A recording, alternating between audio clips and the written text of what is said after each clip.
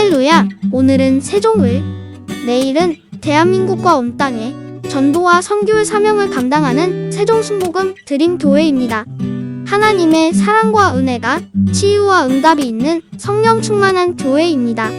구독과 중보기도로 드림가족이 되어보세요. 오늘도 주 안에서 참 좋은 날입니다.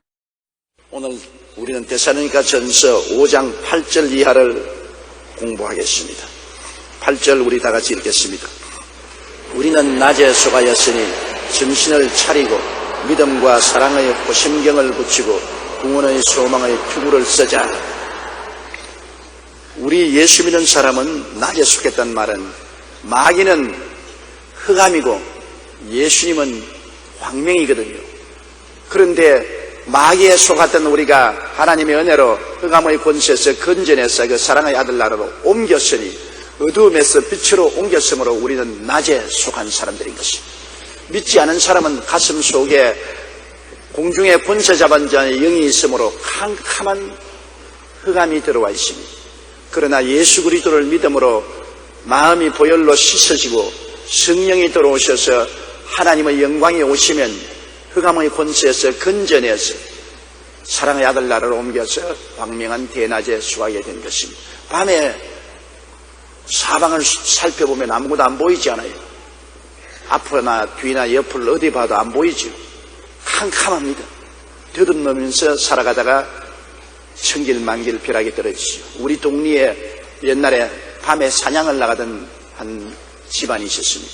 사냥을 해먹고 사는데 그때는 총이 허락되지 않았기 때문에 대로서 창을 만들어서 사냥개를 데리고 밤에 부자간에 사냥을 나갑니다. 밤에 사냥을 나가서 개들이 돼지나 짐승의 목을 물면 창으로 찔러서 잡아오곤 했습니다. 그래서 아침에 개선장군처럼 잡은 짐승을 걸머쥐고 오곤 했는데 하루는 어둡고 캄캄한 밤에 부자간에 사냥개를 데리고 사냥을 나갔는데 그만 너무나 어둡고 캄캄하니까 그 아버지가 발을 잘못 디뎌서 벼랑에 떨어져 죽었습니다. 아침에 돌아올 때 사냥한 사냥물을 들고 개선장군처럼 돌아오던 그가 아들이 아버지의 죽은 시체를 걸머쥐고 피투성이 된 아버지를 메고서 왔습니다. 슬픔과 절망에 빠뜨려졌습니다. 밤에 사냥을 나갔으니까 천지를 분간할 수 없어서 벼랑을 잘못 발로 뒹굴어 떨어진 것입니다. 인생도 여러분 밤에 사는 사람들은 어떠한 일이 일어날지 모릅니다. 천지가 캄캄한 밤에 인간의 지혜와 총명과 수단과 방법을 의지해서 사니까 언제 어떤 불행이 다가올지 예측 불가능합니다. 그러나 대낮에는 벼랑에 떨어지지 않습니다. 벼랑이 보이기 때문인 것입니다. 우리는 예수를 믿고 난 다음에 빛 가운데 들어왔으므로 이제는 우리의 인생길이 환하게 보이는 것입니다.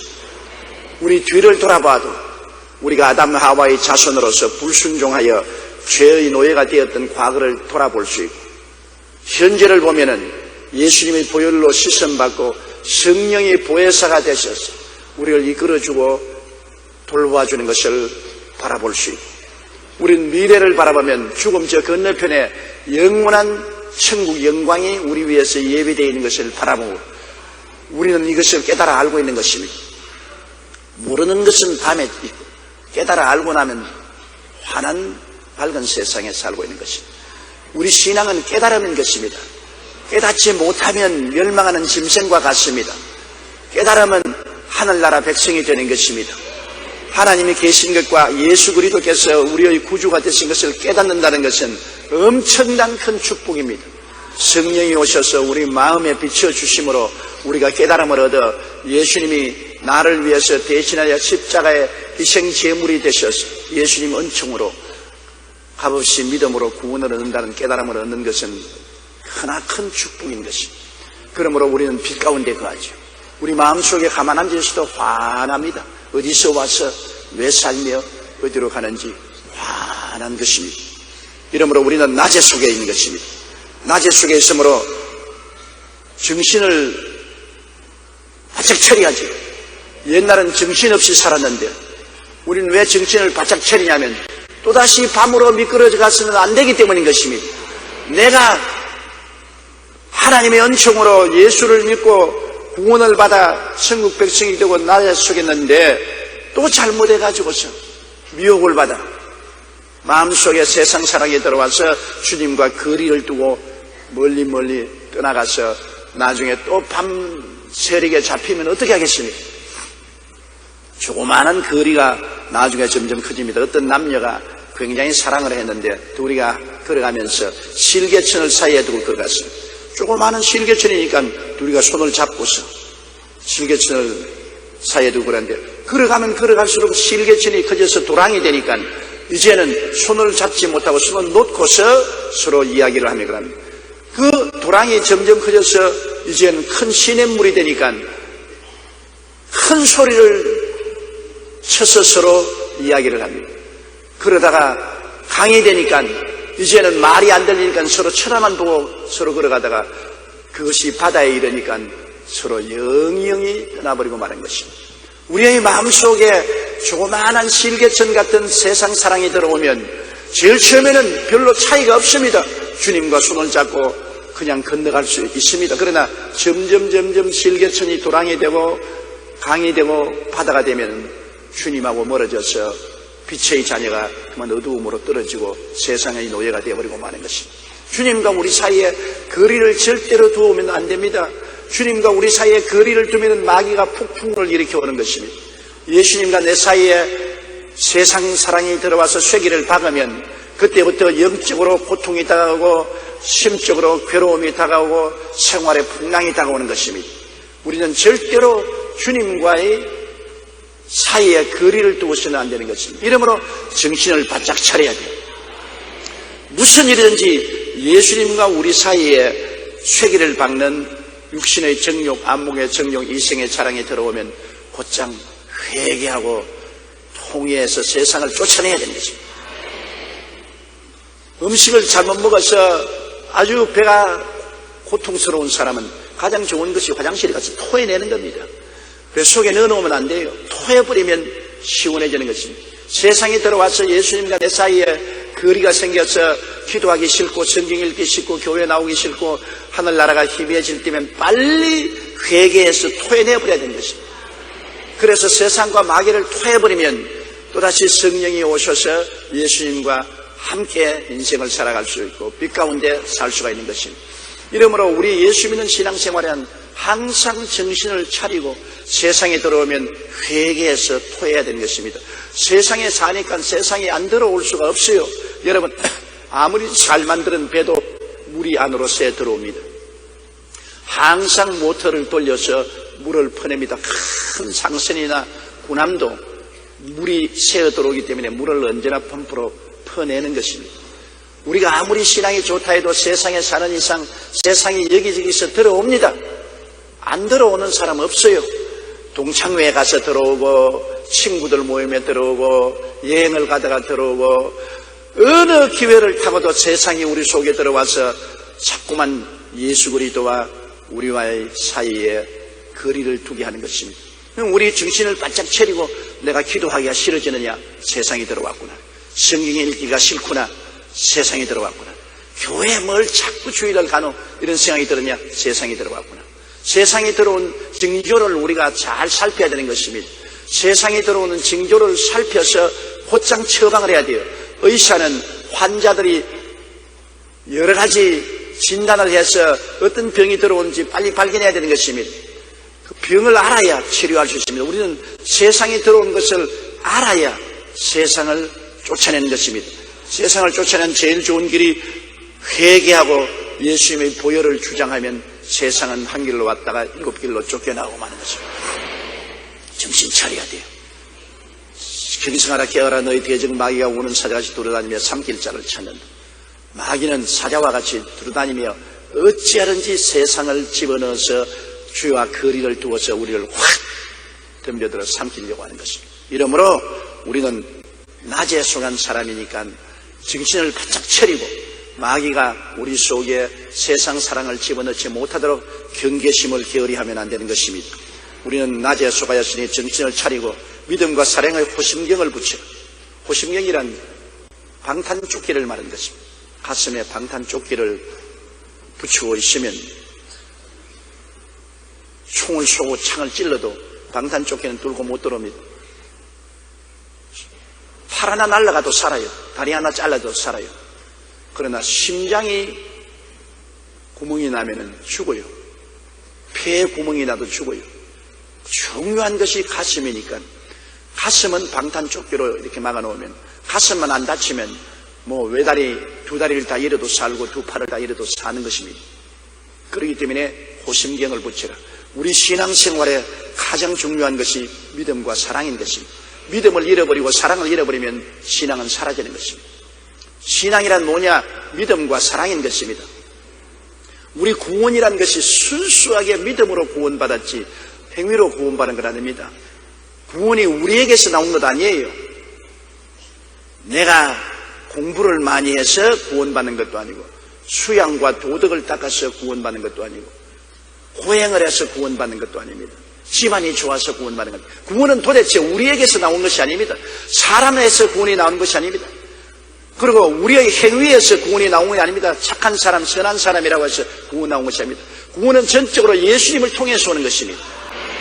예수님이 우리 죄를 위해서 십자가에 몸짓고 피 흘려 돌아가셔서 다 이루어 주셨기 때문에 예수님의 보혈을 의지해서 구원이 오지 천하 인간에게 구원받을 만한 다른 이름을 주신 적이 없습니다. 예수 이외에 구원이 없어요. 절대로 우리에게서 구원 나온다고 생각하지 마십시오. 우리의 행위로 구원 나온다고 생각하지 마십시오. 오직 믿음으로 구원받는 것입니다. 울어도 못하네, 힘쓰도 못하네, 참아도 못하네, 믿으면 하겠네. 믿음을 잃어버리면 심장에 구멍이 뚫린 것 같습니다. 영적으로 죽어버립니다. 가장 중요한 것이 예수 그리스도를 믿어 구원받는 신앙인 것입니다. 절대로 여기에 다른 것을 섞으면 안 됩니다. 어떠한 사람은 예수도 믿고 토요일 날을 지켜야 구원받았는데 이거 큰 문제가 됩니다. 무슨 예수님이 십자가에서 다 이루지 못해서 토요일 날 나를 하나 지키는 것을 보태야 됩니다. 그럼 예수님의 구원이 불완전하게 되고 마는 것입니다. 예수님이 내가 다 이루었다는 건 다 이룬 것입니다. 하나도 플러스 할 것도 없고 마이너스 할 것도 없는데 거기에다가 토요일 날 하나 지켜야 된다는 플러스를 하면은 예수님의 구원의 역사를 무효화시키는 것입니다. 또 그렇지 않으면 예수를 믿고 금식을 많이 해야 구원받는다. 그러면 예수 그리스도의 십자가의 공로를 물어 돌리는 것이 되고 마는 것입니다. 도대체 믿음 이외에 아무것도 구원에 플러스 마이너스 하면 안 되는 것입니다. 구원은 전적으로 믿음으로 구원받는 것입니다. 그 은혜를 인하여 믿음으로 말미암아 구원을 얻었나니 이것이 우리에게 난 것이 아니요 하나님의 선물이라. 행위에서 난 것이 아니니 누구든지 자랑치 못하게 하렵니다. 구원은 하나님이 선물로 주신 것이기 때문에 우리는 그 은혜를 믿음으로 받아들이면 되는 것입니다. 기독교 신앙의 탁월한 것은 구원이 선물입니다. 선물은 대가를 요구하지 않기 때문에 만민에게 공평하게 주신 것입니다. 부자나 가난한 자나 교육받은 자나 못한 자나 동양인이나 서양인이나 할 것 없이 구원은 선물로 하나님이 주신 것이기 때문에 선물에 무슨 조건이 있습니까? 여러분 교회 무슨 축하하는 날에 예배를 드리고 난 다음에 나갈 때 선물 하나씩 주지 않습니까? 그게 선물 줄 때는 교회가 선물로 주니까 아무나 받으면 되는 것이 그게 조건이 붙어 있지 않습니다. 구원은 하나님이 주시는 놀라운 선물입니다. 대가는 비쌉니다. 하나님의 아들이 몸짓고 피 흘려 죽음으로 값지고 산 어마어마한 고귀한 선물을 하나님이 값없이 우리에게 주시는데 우리는 믿음으로 감사합니다 하고 바라면 되는 것입니다. 그러므로 기독교 신앙은 하나님이 주신 구원의 선물을 믿음으로 받아들인다. 절대 믿음 이외에는 아무것도 섞으면 안 된다. 어떠한 율법이나 의식을 조건으로 삼을 수는 없습니다. 믿고 난 다음에 우리가 구원을 유지하기 위해서는 늘 율법을 지키려고 애를 쓰고 성령의 인도를 받아야 되는 것입니다. 그거는 구원을 받고 난 다음에 구원을 지키기 위해서 정신 차리기 위해서 하는 것이 조건은 아닌 것입니다. 구원은 오직 예수 믿음으로 구원받는 것입니다. 그리고 그 다음에 사랑입니다. 구원받은 사람의 성품의 가장 중요한 것은 사랑입니다. 왜냐하면 하나님은 사랑이십니다. 하나님이 세상을 이처럼 사랑하사 독생자를 주셨지 않습니까? 예수님은 우리를 이처럼 사랑하사 목숨을 주셨지 않습니까? 성령은 우리를 이처럼 사랑하사 오순절날 이후에 지금까지 우리와 같이 계시지 않습니까? 그러므로 하나님은 사랑이십니다. 우리가 예수 믿고 하나님 품에 안기고 하나님이 우리 속에 들어온 증거가 뭡니까? 사랑인 것입니다. 사랑.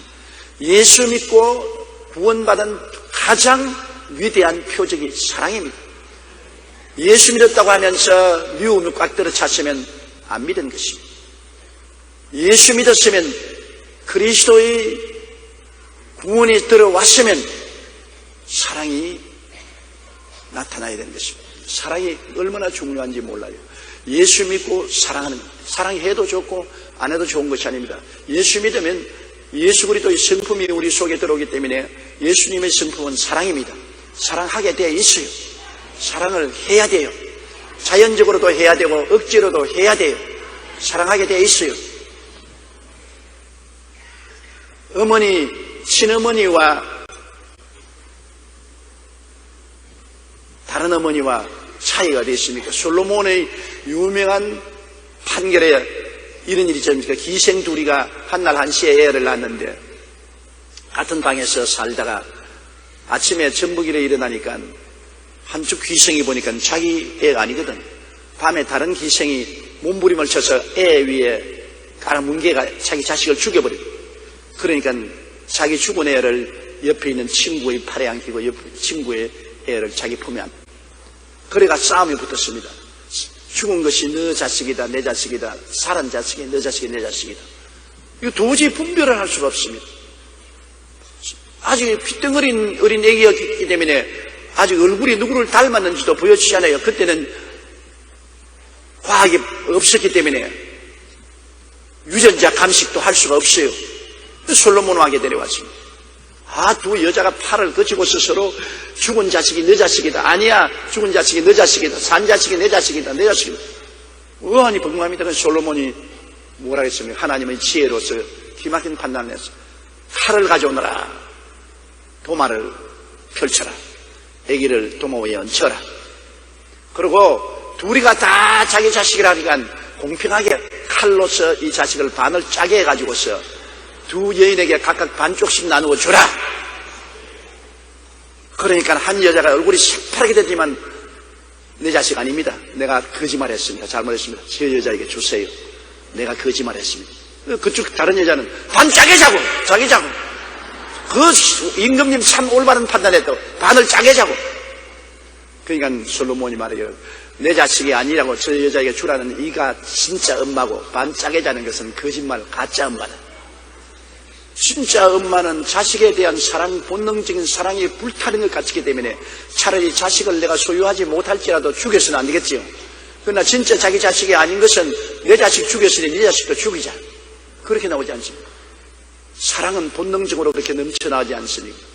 그거는 어머니가 된 사람은 자동적으로 그 마음속에 자식에 대한 이런 사랑이 생겨나는 것입니다.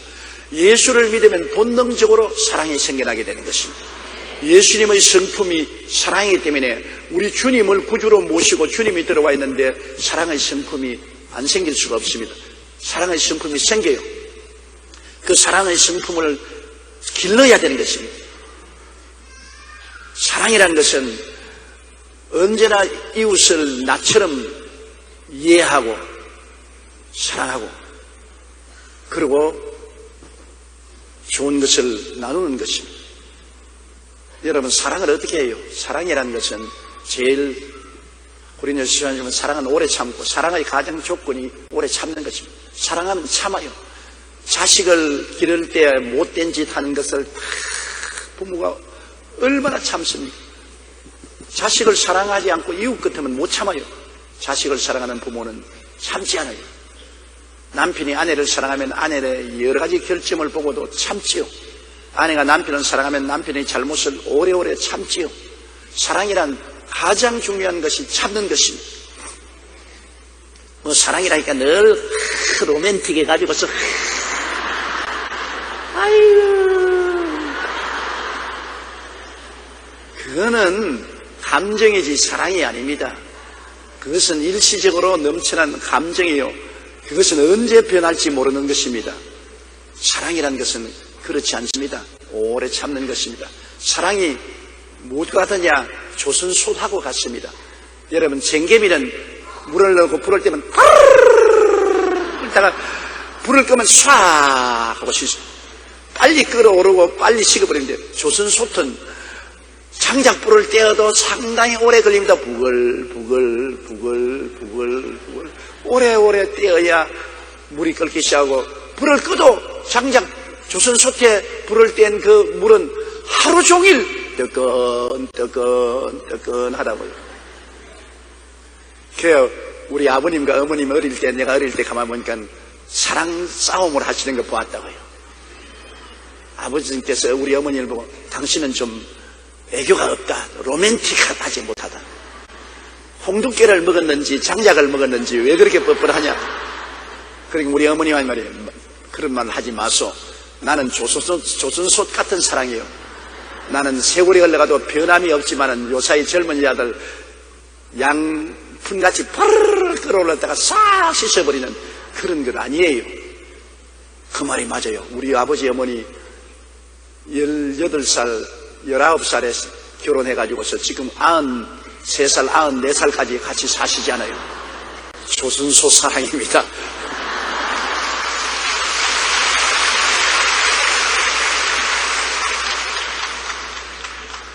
이러므로 사랑이란 인내, 참는 것이 가장 큰 사랑인데요.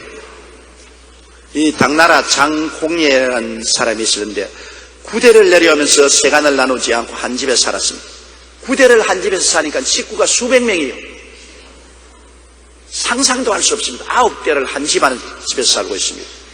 그러나 언제나 그 가정은 화평하고 돈우하여 당나라 고종 황제의 귀에까지 그 소문이 들렸습니다. 그 가정은 화목하고 싸우질 않아요. 잘 지는, 구대를 살면서 아들, 며느리, 손자, 손녀, 증손자, 고손자 그렇게 많은데 어떻게 안 싸우고 화목할 수 있습니까? 그래서 당 태종이, 고종이 이를 기특히 여겨 그 집에 행차하여 잔치를 베풀어 주었습니다. 그리고 고종은 장공예에게 구대를 내려오면서 다투지 않고 화목하게 사는 비법이 무엇이냐 그렇게 물었습니다. 물으니까 장공예가 종이와 붓을 가져다더니 참을 인자를, 임금님 앞에서 참는다는 참을 인자를 100번을 써요. 참을 인자를 100번을 써요. 임금이 가만히 고개를 갸웃대면서 무슨 참을 인자를 100번이나 썼냐. 그가 말하기를, 많은 사람이 살면서 화목하지 못하면 어른들의 의복과 음식이 고르지 못하든지 젊은이들의 예절이 잘못되는지 하는 데서 비롯되는데, 오직 참는 것으로서 저희 집안의 헌법을 삼고 있습니다. 누구나 서로 이해하고 참는 데서 자연스럽게 말이 없고 가정이 화목하게 됩니다.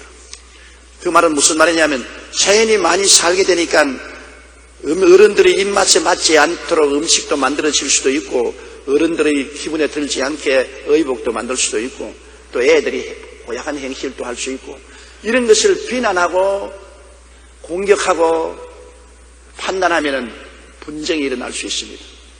그러므로 이 장예공 집안에서는, 장예공으로부터 시작해서 집안에 헌법을 하나 세워놓는 것은 절대로 비평하지 말고 참으라. 얼마나 참느냐? 100번을 참으라. 여러분, 우리가 100번을 참으면 싸움 안 하게 되는 것입니다. 10번 참기도 힘든데 100번을 어떻게 참니? 편안할 때야 참을 수 있다고 생각하지만은 나무에 애간장을 확 긁어 놓을 때 참아집니까? 더구나 부부 싸움할 때 그렇게 좋던 부부가 나무에 상자를 들어서 잡아 당겨내려고 하는 것입니다. 싸울 때는요, 이기려고 하기 때문에, 남에게 골탕을 먹이려고 하기 때문에 있는 말 없는 말 다 한다고. 더구나 여성들은 과거 기억이 아주 좋아가지고서 싸움하면 옛날 그때 먹은 이야기 다 끄집어낸다고. 와, 여성들은 정말 놀라워요. 다 잊어버렸다고 생각했는데 그 옛날 잘못한 까지 다 끄집어내가지고서 그냥 상자를 쥐어 터는 겁니다. 그런데 그걸 참을 수가 있습니까? 그러나 사랑은 오래 참는 것이기 때문에 그러나 참아야 돼요. 그러므로 장예공예의 말을 여러분 기억하고 100번을 참으십시오. 문제가 생기거든 마음속에 참을 인자를 100번 적으십시오. 하나, 둘, 셋. 100번을 적다가 보면 화가 없어집니다. 정말 하나님 보십시오. 하나님이 인생을 지어놓고 인생이 하나님께 거역하는 죄를 얼마나 짓습니까? 우리 자신의 생애도 우리가 한번 돌이켜보세요. 살아온 세월을 돌이켜볼 때 하나님 앞에 잘한 것은 없고 못한 것밖에 기억이 안 나지 않아요? 얼마나 못되게 굴었어요. 생각으로 말로 행위로 내내 못되게 굴어도 하나님이 오래오래 참으심으로 우리를 버리지 않고 성령으로 우리를 회개시켜 주시고 이끌어 주시는 은혜인 것입니다. 사랑은 참는 것입니다. 그러므로 우리 예수 믿는 사람의 가장 심장과 폐가 뭐냐? 심장이 믿음이라면 사랑은 폐와 같습니다. 그러므로 사랑은 참는 것이기 때문에 우리의 믿음에 인내력이 있어야 돼요. 하나님도 꾸준하게 믿어야 돼요. 처음 예수 믿어서 산에 가서 성령 받아봤다고 방언 말하면서 내가 제일이다. 저 권사, 저 집사, 제가 아무것도 아니다. 그건 웃기는 소리입니다, 여러분. 처음 은혜 받았다고 뛰고 꿀리는 것 누구든지 다 해요. 그러나 오래 집사가 되고 권사가 되고 끊임없이 꾸준히 예수 믿는 이게 귀하다고요. 꾸준하게 신앙생활은 한 번에 잘 믿는다고 야단 법석을 하다가 또 그냥 죄 짓고 세상으로 나가고 하는 변화무쌍한 이 신앙은 신앙이라고 볼 수 없어요. 신앙도 하나님을 향한 신앙 꾸준히 참는 데 있고, 우리 가정에서도 예수 믿는 사람이 신앙을 얻었으면 꾸준히 옛날에는 말대꾸하고 싸우고 자기 논리를 세우고 타당화했는데 그 다음부터는 꾸준히 참는 것입니다. 왜 참을 수 있습니까? 하나님이 날 알아주시기 때문에 참을 수가 있는 것입니다. 남이 다 나 몰라줘도 하나님이 날 알아주시고, 남편이 나를 몰라줘도, 아내가 날 몰라줘도 내가 하나님이 날 알아주시니 하나님께 부르짖어 기도하고 참을 수가 있습니다. 또 우리가 교회 생활할 때라도 구역, 지역에 같이 있으면 사람인 이상 서로 부딪히지 않아요. 부딪히면 비평하고 평론하고 미워하고 판단할 수 있지만은, 그러나 사랑을 실천하는 사람은 꾸준히 참습니다. 왜냐하면 하나님이 나를 알고 계십니다. 결국에 나를 심판하시는 하나님이시니까 하나님께 맡기고 꾸준히 참는 사람이 언제나 나중에 이기는 것입니다. 참는 사람이 이겨요. 일본의 전국을 다스리는 새 무사가 있었는데 내 이름은 잊어버렸습니다만 그 무사들이 말을 한 게 있습니다. 뻐꾸기를 두고 이야기하는데 한 무사는 뻐꾸기가 울지 않으면 어떻게 하겠습니까? 그러니까 울지 않는 뻐꾸기는 목을 잘라버려요. 또 다른 무사에게는 뻐꾸기가 울지 않으면 어떻게 하겠습니까? 간지러서 울게 만들겠다. 세 번째 무사에게는 뻐꾸기가 안 울면 어떻게 하겠습니까? 울 때까지 기다리겠다. 그런데 울 때까지 기다리겠다는 그 무사가 일본 전국을 통일했습니다. 참는 사람이 이깁니다, 여러분. 참는 남편이 이기고, 참는 아내가 이기고, 참는 목사가 이기고, 참는 장로가 이기고, 참는 성도가 이깁니다. 싸움이 붙었을 때 참는 겁니다. 왜? 성패는 하나님이 결정하시기 때문에 하나님께 기도하고 맡기고 참으면 공평하신 하나님이 반드시 올바르게 판단을 해주시기 때문에 오래 참는 것입니다. 정말로 참을 인자가 신앙의 가장 중요한 사랑의 근본이 되는 것입니다. 우리가 하나님을 믿으면 사랑을 해야 되고, 사랑은 참는 것이 그 중심의 핵심입니다. 참아야 그 다음 이해도 할 수 있고 동정도 할 수 있는 것입니다. 참지 못하는 사람은 이해할 시간도 없고 동정할 시간도 없는 것입니다. 이러므로 우리 신앙생활에 하는 것은 언제나 마음속에 믿음 중심으로, 사랑 중심으로, 사랑은 인내이기 때문에 오래 참고 기도해주고 칭찬해주고 격려해주고 도와주는 이 사랑이 있어야 되는 것입니다. 우리는 낮에 속하였으니 정신을 차리고 믿음과 사랑의 호심경을 붙여, 가장 중요한 이 방탄조끼, 믿음과 사랑의 방탄조끼를 가슴에 붙여야 되는 것입니다. 이 목회자도 한 가지입니다. 오늘 많은 목사들이 장로들과 싸우고 집사들과 싸우는데 절대로 그거는 목사가 잘못한 겁니다. 왜냐하면 손 위에 사람이 잘못해야 하니까 그렇잖아요. 목사가 목회를 하자면은 속이 썩어요. 그건 그 길을 걸어가야 되는 것입니다. 십자가의 길이니까. 그러므로 참아야 돼요. 장로님도 참고, 집사님 모시고도 참고, 성도들 모시고도 자꾸 참고 기도해야지. 그게 내 성격대로 안 된다고 장로 모가지 잘라버려라. 그냥 집사 모가지 잘라버려라. 부인 회장 모가지 잘라라. 권사 회장 모가지 잘라버려라. 그냥 지역장 모가지 그냥 착착 자꾸 칼을 쓰면은 나중에는 온 전신에 자기가 칼에 목표가 되는 것입니다.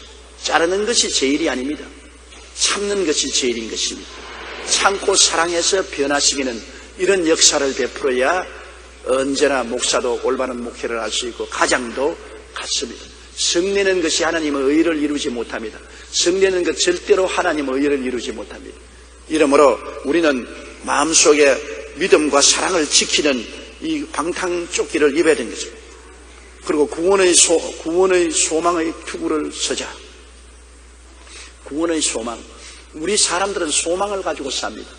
소망이 있어야 살 수 있어요. 소망이 없으면 못 살아요. 어제 축구도 제가 초반전에 아예 그냥 소망이 사라지더라고요. 어떻게 하다가 그렇게 단독 드리블을 줘가지고서 차 넣어버립니까? 그러니까 우리 온 한국 국민들 전부 마음속에 소망의 등불이 꺼지려고 하는 것입니다. 그러나 후반전에 기적이 일어날 것이다. 왜냐하면 호주가 일본하고 싸울 때 전반전에 지고 난 다음 후반전에 히딩크가 작전을 세워가지고서 후반전에 3골을 넣었단 말이에요. 그래서 히딩크 생각하고 나는 소망을 가졌다고요. 아예 그냥 내가 보기에는 이제는 패색이 싶다. 왜냐하면 가나하고 3대1로 졌기 때문에 우리 한국의 아프리카 선수들에게는 약하다는 것을 알고 있었으므로 전반 골을 먹기에 이제는 죽었구나. 소망이 꺼지려고 하는데, 그러나 히딩크를 보니까 일본에게 한 골 먹고 후반 8분 남겨놓고 3골을 넣어서 성공하더라. 그러니까 우리도 소망이 있다. 안 그랬으면 텔레비 꺼버리고 말았을 거예요. 소망이 있기 때문에 텔레비를 안 껐다고. 그 인생이 소망이 있으면은 포기하지 않습니다. 어떤 가정도 그냥 너무나 부부간에 안 맞아 싸우고 물고 찢더라도 자식이 있으면 자식의 소망을 주기 때문에 참을 수가 있습니다. 자식을 잘 길러서 꿈을 이루자. 소망이 있으면 참을 수가 있습니다. 소망이 없으면 포기해버리고 마는 것입니다. 국민들도 안 가지요. 정부가 어떻게 어려운 일을 당해도 국민들에게 소망을 주면은, 국민들에게 잘 살 수 있다는 소망을 주면은 국민들이 어떤 고통도 참고 나가지만은 국민이 볼 때 소망이 하나도 없다.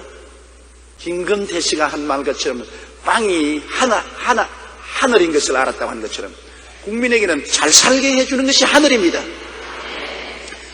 정치적으로, 사회적으로, 이념적으로 어떻고 저떻고 나도 잘 모르겠는데 일반 사람들이 어떻게 알아요?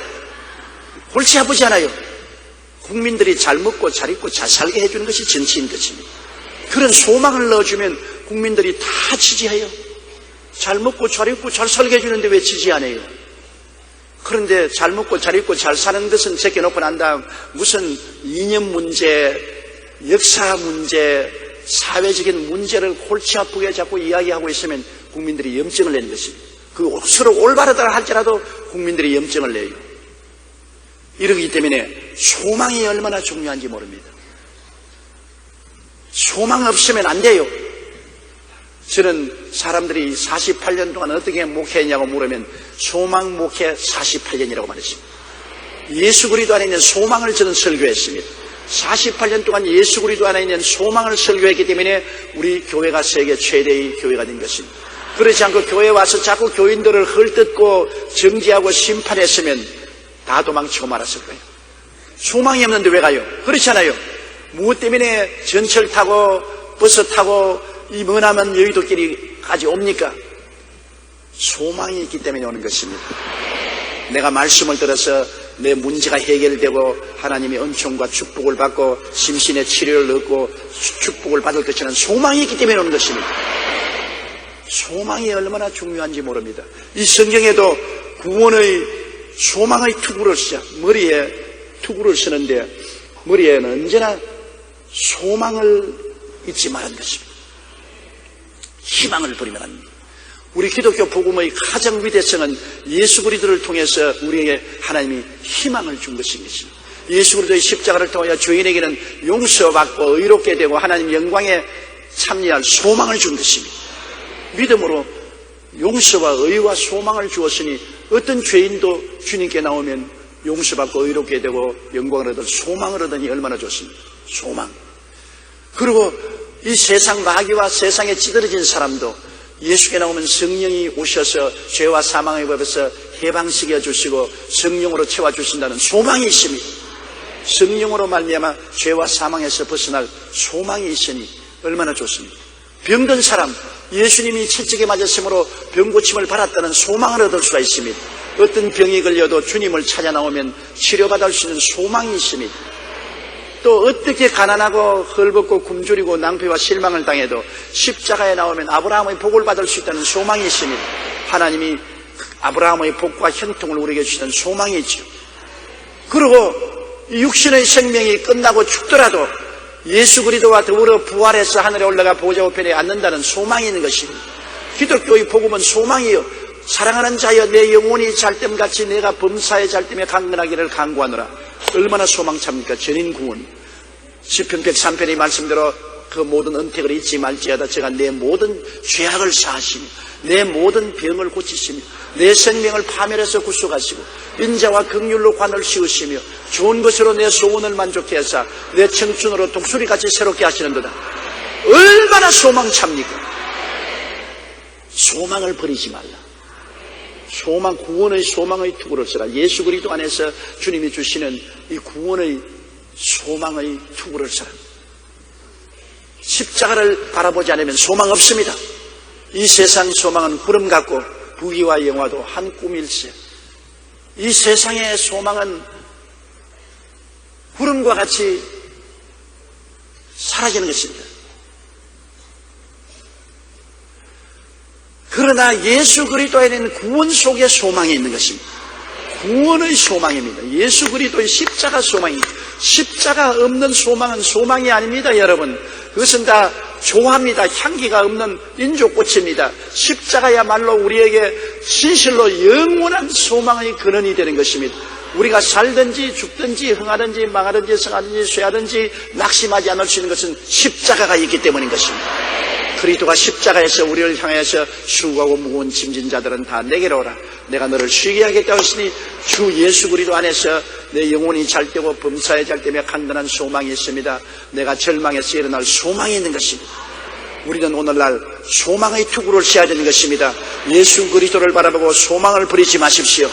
소망을 가지십시오. 왜냐하면 하나님은 소망의 하나님이 되시는 것입니다. 마음의 소원을 이루어 주겠다고 시편 37편 4절에 말했습니다. 야훼를 기뻐하라. 제가 내 마음의 소원을 이루어 주시려. 그렇기 때문에 우리는 낮에 소관이 정신을 차리고 믿음과 사랑의 호심경을 붙이고 믿음과 사랑의 방탄조끼를 가지고 그 다음에는 머리에는 구원의 소망의 투구를 쳐라. 구원, 예수 그리스도 십자가를 통해서 주시는 구원에 대한 소망을 주면은 금세 안심 내세 복락, 금세 안심 내세 복락. 금세도 주님이 같이 가시니 안심이 되고 내세는 끝없는 소망, 소망이 신자입니다. 사람이 소망이 있으면 마음이 긍정적이 되는 것입니다. 희망이 있는데 부정적이 될 때가 있어요. 마음에 십자가를 통한 소망이 있기 때문에 어떤 일이 생겨도 하나님을 사랑하는 자 곧 그 뜻대로 부르심을 입은 자들에게는 모든 것이 합력하여 선을 이루느니라. 하나님은 악을 변하여 선으로 만드신 하나님이기 때문에 나는 하나님께 소망을 둔다. 온 세상에 소망이 없이 나는 하나님께 소망을 둔다. 내가 캄캄한 골짜기를 지나도 주님이 같이 계셔서 지팡이로 나의 길을 만들어 주시고 막대기로 나를 보호해 주시니 나는 소망을 하나님께 둔다. 예수 믿는 사람은 소망이 있기 때문에 긍정적이고 적극적이고 창조적이 되는 것입니다. 이러므로 예수 믿는 사람이 이 세상에서 어려움을 다 극복하고 머리가 되고 꼴이 되지 않고 위에 있고 아래 내려가지 않고 남에게 구워줄 적을 꾸지 않은 것은 예수 믿는 사람은 굉장히 소망을 가지고 긍정적으로 인생을 살기 때문인 것입니다. 무엇이든지 할 수 있다, 하면 된다, 해보자. 하나님이 같이 계신다. 긍정적으로 인생을 살기 때문에 예수 믿는 사람들이 인생을 성공하고 살 수 있는 힘이 있는 것이, 소망이 힘이니까. 힘이 없으면 물건을 들지 못하잖아요. 힘이 있으면 물건을 들지 않아요. 실험을 해도 힘이 있는 사람이 이기지 않아요. 우리는 마귀와도 이기고 세상과도 이기는 것은 힘이 있습니다. 그 힘이 다른 힘이 아니라 소망의 힘인 것입니다. 예수님의 십자가 구원에 대한 소망의 힘이 있기 때문에 우리는 이기게 되는 것입니다. 이 데살로니가전서 5장 8절은 너무나 귀한 그리스도 복음의 진수를 우리에게 보여준 것입니다. 예수 믿는 것이 무엇이냐 물으면 믿음과 사랑이요, 구원의 소망입니다. 이게 우리 기독교 신앙의 총 집결시켜 놓은 진리입니다. 따라 말씀, 예수 믿는 신앙이란 믿음과 사랑이요, 구원의 소망이다. 이게 신앙 전체입니다. 뭐 복잡하게 생각하지 마십시오. 예수 그리스도를 믿음으로 구원받고 그리스도의 사랑을 받아서 인내하면서 사는 것이 우리 신앙이고, 우리는 항상 예수 그리스도의 십자가 구원을 깨달아 알아서 머리에 이해를 해서, 투부니까 머리에 이해를 해서 소망을 가진다. 이게 기독교 신앙인데, 이대로 살면 신앙을 성공합니다. 이대로 말씀을 깨달아서 전도하면 지역장, 구역장, 1등 지역장, 구역장이 되는 것입니다. 목사들도 한 가지요. 목사들도 다른 잔소리 하지 말고 하나님 말씀을 전가할 때 믿음과 사랑과 구원의 소망을 설교하면, 교회가 왜 빕니까? 나는 교회 자리가 비는 것 도저히 생각이 안 돼요. 왜 교회가 텅텅 비어요? 목사님이 말씀을 잘 못 먹이기 때문에 교회가 비지 않아요. 음식점에 요리를 잘하면 음식점에 자리가 없지 않아요. 음식 잘하는 데는 언제나 가면 줄 서야 돼요. 자리 얻기 위해서. 교회도 목사님이 성도들에게 잘 먹이면 왜 빈자리가 생깁니까? 그렇기 때문에 오늘날 목사들이 죽기 아니면 살기로 요리하는데 전력을 기울여서 맛있게 대접을 해야지요. 교인들의 입맛이 착착 붙도록 맛있도록 요리를 해서 대접을 하면 왜 교회 자리가 비어요? 왜 교회가 부흥이 안 돼요? 자꾸 세대의 책임을 돌리고 성도들에게 기도를 적게 한다, 뭐 전도를 안 해온다, 그런 책임을 성도들에게 돌리면 안 돼요. 전적인 책임이 주의 종에게 있습니다. 주의 종이 성도들을 잘 먹이면 하지 마라 해도 기도하고, 전도하지 마라 해도 전도하고, 기도하지 마라 해도 기도하고 열심을 냅니다. 왜냐하면 안 믿는 사람 한 두서너 번 데려와도 목사가 그걸 낚아채지 못하면 그 다음에 안 데리고 옵니다. 데려와봤자 소용이 없다. 그러나 데려오는 자마다 교회 와서 목사님 설교를 듣고 착착 낚아지고 예수를 믿으면 재미가 있어가지고서 또 데리고 와야지, 또 데리고 와야지. 그래야지. 그런 일이 생겨요.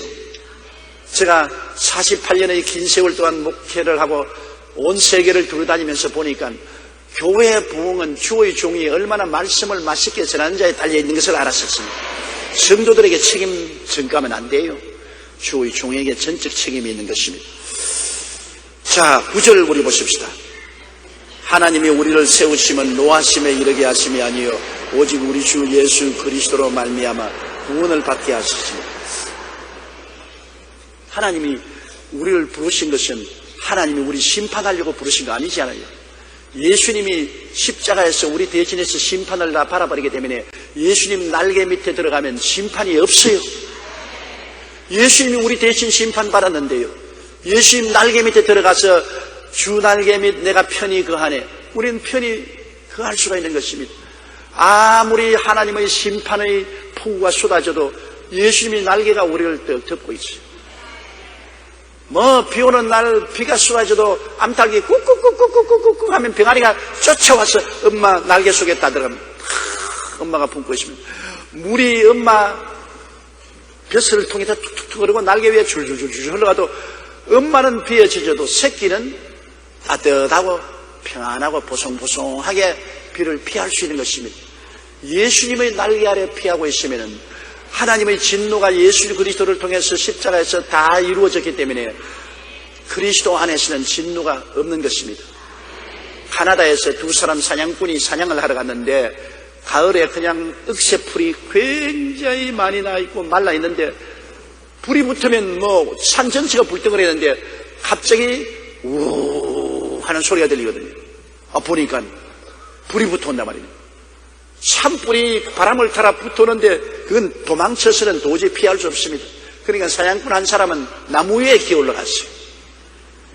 나무 위에 기어 올라가니까 불이 확 그래서 나무를 싹 태워버리니까 그냥 숯구멍이 되어버리고 말았습니다. 그러나 다른 사람은 살아났습니다. 어떻게 살았냐? 확 불이 붙으니까 빨리 라이터를 가지고서 자기 앞에 불을 붙였어요. 그러니까 맞불을 놔서 불이 타는데 탄 자리 안에 쪼그리고 앉아있으니까 불이 와서도 탈 곳이 없으니까 뛰어넘어가 버렸었습니다. 살았어요.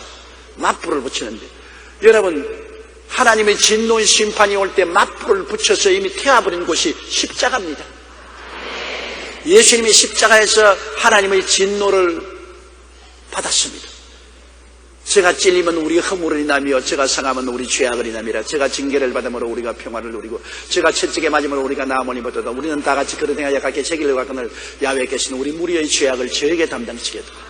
예수님이 우리를 대신해서 하나님의 진노의 불을 받아서 다 태워버렸어요. 하나님의 심판의 불이 내려와도 태울 곳이 없습니다. 예수 안에 들어와야 삽니다. 개인적으로 지금 우리가 죽어도 심판을 받지 않은 것은 우리는 사망에서 생명으로 옮겨졌습니다. 예수 안에서는 심판이 없고 죽으면 우리 영혼이 하나님 앞에 할렐루야 품 안으로 들어가는 것입니다. 예수 밖에 있는 사람은 자기의 일생의 죄를 대신 짊어지고 심판을 받아 음부로 떨어지는 것입니다. 그 죄악을 청산 못하기 때문에 우리는 예수 안에 청산되었기 때문에 심판받지 않지요. 나중에 7년 환란이 임할 때 우리는 7년 환란을 당치 않은 것은 예수님 안에서 이미 심판을 받았기 때문에 7년 환란은 이 땅을 심판할 때이기 때문에 주님은 우리를 심판할 수 없습니다. 우리는 다 예수 그리스도 안에서 공중에 올라가서 7년 환란 동안에 환란을 피하고 나중에 지상 재림할 때 주님과 같이 재림하는 것입니다. 처음은 공중 재림이요, 주님이 공중에서 우리를 불러서 7년 동안 어린 양 혼인잔치를 하는 것이 7년 심판 지상의 환란 이후에는 주님과 함께 천년 왕국을 세우기 위해서 지상 강림하는 것입니다. 그러므로 하나님이 우리를 부르시면 우리에게 진노를 하시기 위한 것이 아니라 예수로 말미암아 구원을 얻기 위한 것입니다. 따라 말씀. 하나님이 우리를 세우시면 노하심에 이르게 하심이 아니요 오직 우리 주 예수 그리스도로 말미암아 구원을 받게 하심이라. 할렐루야. 우리 하나님께 한번 박수하십시오.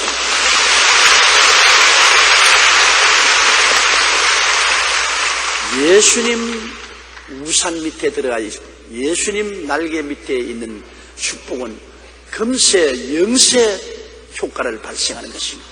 예수 그리스도 안에 있다는 것이 얼마나 즐거운 일인지요. 그냥 10절요. 예수께서 우리를 위하여 죽었사 우리로 하여금 깨어있든지 자든지 자기와 함께 살게 하렸습니다. 우리가 예수 믿는다는 것은 예수님 안에 들어가고 예수님 우리 안에 들어가고 하나 되는 건 아닙니까? 하나님이 사람으로 오신 것은 우리와 같은 사람이 되었어.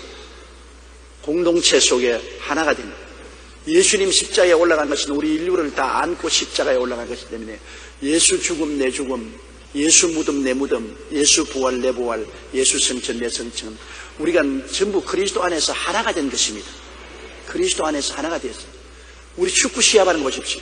우리는 괜히 프랑크푸르트에 가서 공도 안 차면서 우리가 여기서 지면 졌다고 통곡을 하고 이기면 이게 또 왜? 축구 선수하고 하나가 되어 있는 것입니다. 우리는 대한민국이라는 큰 나라의 테두리 안에서 축구 선수가 우리나라를 대표하는 것이 나를 대표하는 것이 되기 때문에 이기는 것도 내가 이긴 것과 같고 지는 것도 내가 지는 것과 같습니다. 그렇잖아요. 지면 내가 완전히 졌다 좌절하고 이기면 내가 이겼다 좋아. 한 골 먹으니까 전부 다 축구 선수가 졌는데 왜 우리가 야단입니까? 전부 다 이쁘다. 그러다가 한 골을 넣으니까 내가 보니까 상판 모르는 남녀가 서로 끌어안고 좋다고. 그 왜냐? 축구 선수와 우리가 일체감을 가지는 것입니다. 축구 선수가 이기는 것이 내가 이기는 것이고 축구 선수가 지는 것은 내가 지는 것이 놀라운 일체감이. 예수님이 사람으로 온 것은 우리가 일체가 되기 위해서 오신 것입니다. 예수님이 사람으로 온 것은 인간으로서 일체가 되어서 예수님이 십자가에 올라간 것은 우리가 함께 올라간 것입니다. 우리가 다 함께 슬퍼하고 좌절하고 절망하니 예수의 부활한 것은 우리가 함께 부활한 것입니다. 박수를 치고 할렐루야. 예수 천당 내 천당입니다.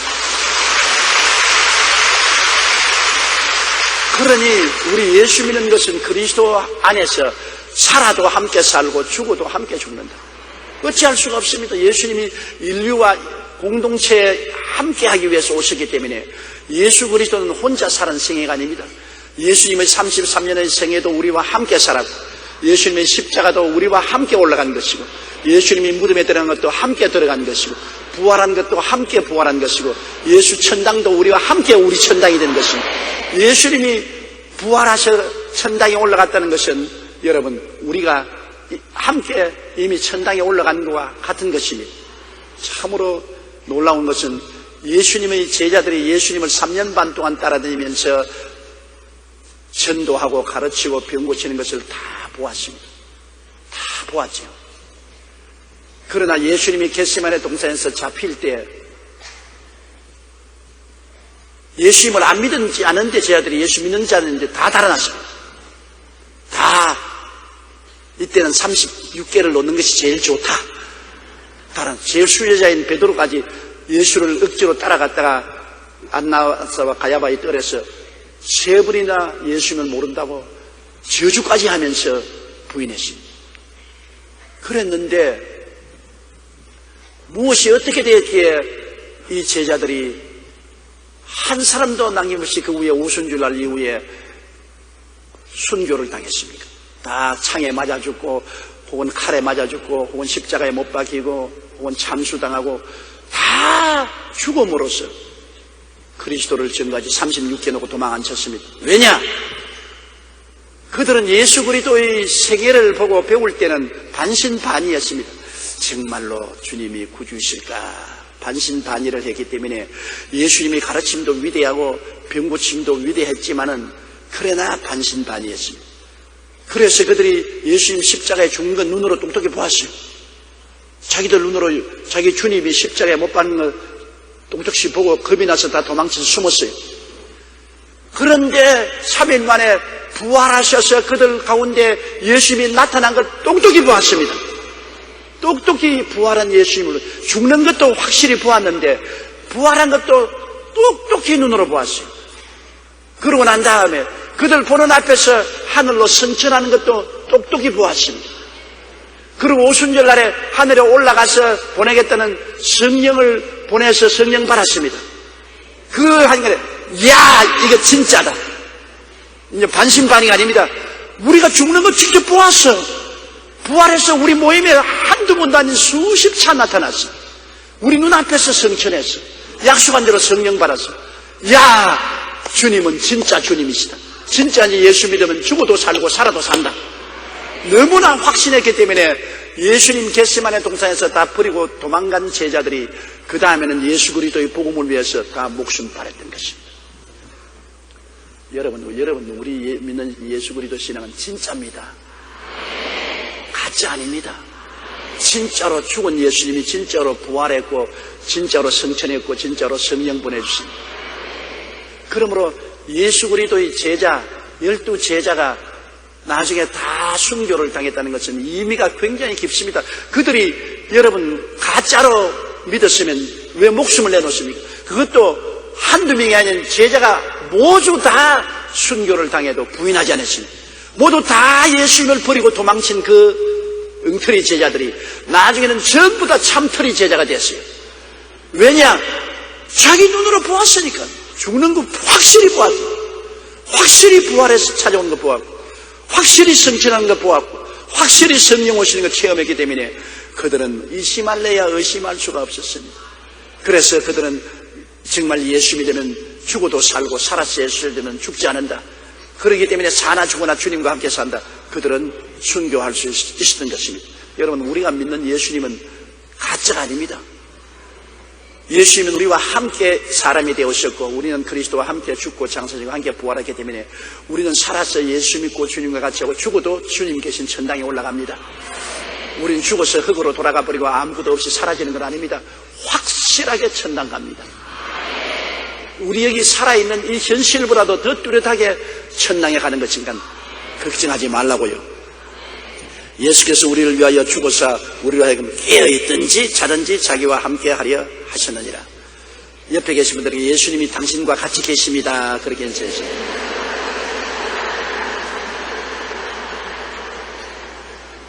주님이 같이 계시기 때문에 우리는 강하고 담대할 수 있습니다.